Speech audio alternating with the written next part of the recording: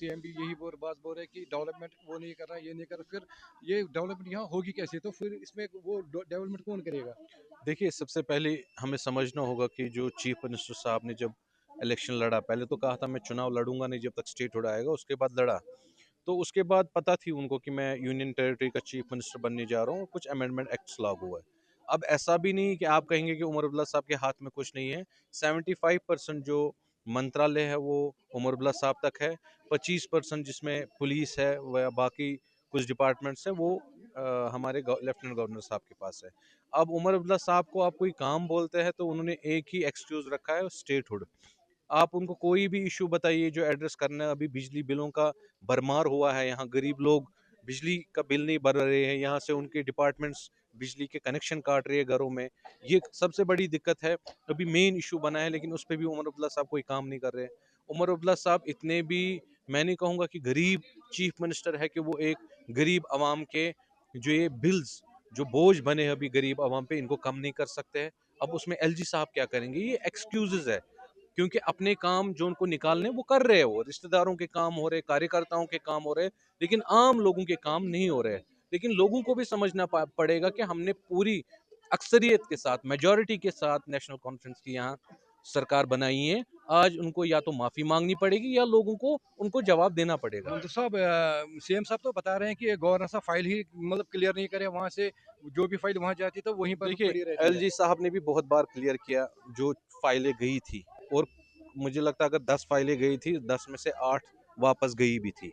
हमारे leader of opposition Sunil Sharma साहब ने भी वाजिया तौर के लोगों के सामने रखा कि ये जो उमर अब्दुल्ला के जो ये इल्ज़ाम है कि एलजी साहब के पास फाइल जाती है वहाँ से वापस नहीं आती, उन्होंने क्लियर किया यहाँ पर ऐसा कुछ नहीं है।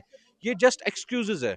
अगर हम अपने मंत्रियों के लिए, अपने इस कारवां के लिए हम गाड़ियां खरीद सकते हैं, उसके लिए हमें अप्रूवल की ज़रूरत नहीं है। या अपनी जो फूंफ प्रोटोकॉल रखने के लिए उसके लिए हमें अप्रूवल ज़रूरत नहीं है। लेकिन जब हमें लोगों के काम करने तब हमें अप्रूवल की क्यों ज़रूरत पड़ती है? क्या टूरिज्म डिपार्टमेंट के चीफ मिनिस्टर उनके दायरे में है? PDD chief minister Omar Abdullah के दायरे में है? क्या वो काम नहीं कर सकते हैं क्या? वो भी एलजी साहब को ही करने, ये एक्सक्यूज बंद करे। देखिए, ये 1.5 साल में पहले वादे, आप इनको कहिए वादे जो आपने किए, जो 12 गैस सिलेंडर, 200 यूनिट बिजली का आपने कहा, 1 लाख नौजवानों को रोजगार देंगे, पहले उनको उसका हिसाब दे दीजिए।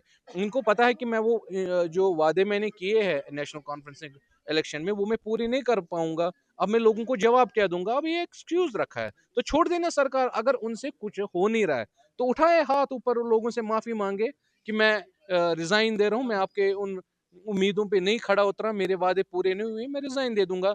कोई और लीडर, कल और इलेक्शन हो सकते हैं, कोई अच्छा लीडर चुनेंगे जो लोगों के काम करेंगे। उमर साहब ने तो ये भी बोला है कि सबको 200 यूनिट मिलेंगे, मगर उसके लिए सबको स्मार्ट स्मार्ट मीटर लगाना है। 100% स्मार्ट मीटर जब तक नहीं होगी तब तक बिजली देखिए नहीं मिलेगी। देखिए आज लोगों को बेवकूफ़ बनाना अब मुश्किल है। आज सोशल मीडिया है, सारे उनके इलेक्शन के पहले वीडियो आज आपके सोशल मीडिया पे है। आप खुद देखिए, पहले वो कहते हैं कि मैं देखूंगा कि किस तरीके से मीटर लगेंगे। अब ये मीटर लगाएंगे और लोगों को बिजली नहीं देंगे। और जब चीफ मिनिस्टर बन गए आज कहते हैं कि आप मीटर लगाओ तब हम 200 यूनिट आपको फ्री देंगे। ये मैंने कहा कि बहानों की सरकार बन चुकी है इनके पास। अब कोई बहाना रहा नहीं कि जो ये लोगों को एक्सक्यूज देंगे। मैं समझता हूँ एज कश्मीर के होने के नाते उमर अब्दुल्ला साहब को इस्तीफा देना चाहिए, क्योंकि उनको लोगों को माफी मांगनी पड़ेगी। जो वादे किए गए वो अभी तक 1.5 साल में पूरे नहीं हुए और वो कह रहे हैं हम करेंगे, कब करेंगे? इवन हमारी सकीना तुजी जो एजुकेशन की मिनिस्टर है, उन्होंने कहा 80% हमने जो मैनिफेस्टो वो फुलफिल किया।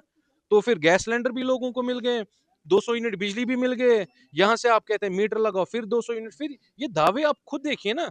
इनके चौधरी मोहम्मद रमजान मेंबर पार्लियामेंट है राज्यसभा के, वो 25 दिसंबर को कह रहे हैं कि 31 दिसंबर को आपको कोई खुशखबरी मिलेगी, कोई नया फैसला आने वाला है। और जब उनको 1 जनवरी को पूछ रहे हैं, वहां से वो चुप्पी साध रहे। तो वो जो झूठी हुई सियासत है, झूठे वादे, वो लोगों के सामने आ जा रहे हैं। उमर अब्दुल्ला के सामने आप कुछ बचा नहीं है इस्तीफे के बगैर। शुक्रिया हमसे बात करने के लिए।